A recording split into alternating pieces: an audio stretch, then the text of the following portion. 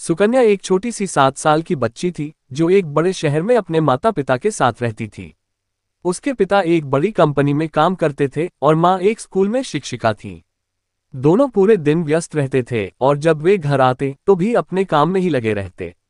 सुकन्या के पास महंगे खिलौने थे, एक सुंदर कमरा था और पढ़ाई के लिए हर सुविधा थी, लेकिन उसके पास एक चीज नहीं थी, संगति। सुकन्या के घर के पास कोई पार्क नहीं था और उसके स्कूल में भी बच्चे लंच ब्रेक में अपने अपने ग्रुप में व्यस्त रहते थे। वह चुपचाप एक कोने में बैठकर अपने लंच को देखती रहती, लेकिन कोई उसके पास नहीं आता। वह खुद से बातें करने लगी थी, अपने टेडी बियर से, अपनी किताबों से, यहाँ तक कि दीवारों से भी।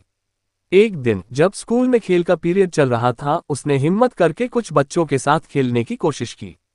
लेकिन जब उसने उनसे पूछा, मैं भी खेल सकती हूँ, तो उन्होंने उसकी तरफ देखा और हंसते हुए कहा, तू तो हमेशा अकेली रहती है, तुझे खेलना भी आता है। सुकन्या का दिल टूट गया। वह चुपचाप वहां से हट गई और स्कूल के गार्डन के कोने में बैठकर रोने लगी।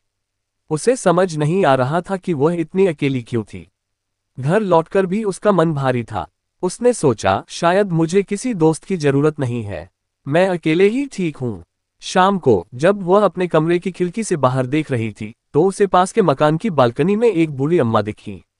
उनके बाल सफेद थे और वे अकेली बैठी थीं, जैसे किसी का इंतजार कर रही हो। सुकन्या ने धीरे से हाथ हिलाया। बूढ़ी अम्मा ने भी मुस्कुराकर जवाब दिया। ये देखकर सुकन्या के चेहरे पर हल्की सी मुस्कान आ गई। अगले दिन भी वही हुआ। धीरे धीरे ये रोज की आदत बन गई। सुकन्या जब भी अपनी खिड़की पर आती, बूढ़ी अम्मा उसे देखकर मुस्कुरा देती। एक दिन हिम्मत करके सुकन्या ने जोर से पूछा, अम्मा आप भी अकेली हैं? बूढ़ी अम्मा ने धीरे से सिर हिलाया और कहा, हाँ बेटा, मेरा बेटा विदेश में रहता है, मैं यहाँ अकेली हूँ। सुकन्या को पहली बार ऐसा लगा कि वह अकेली नहीं है, उसकी तरह कोई और भी था जिसे संगति की जरूरत थी। एक दिन सुकन्या ने अपनी माँ से कहा, माँ मैं अम्मा से मिलने उनके घर जा सकती हूँ? माँ थोड़ी चौंकी, लेकिन फिर मुस्कुराकर बोली, जरूर बेटा, लेकिन पहले मुझे उनके बारे में बताओ। जब सुकन्या ने अपनी माँ को सब कुछ बताया तो वे भी भावुक हो गईं। अगले ही दिन माँ के साथ वह बूढ़ी अम्मा के घर गई। अम्मा बहुत खुश हुईं। उन्होंने सुकन्या को गले लगा लिया और अंदर ले गईं।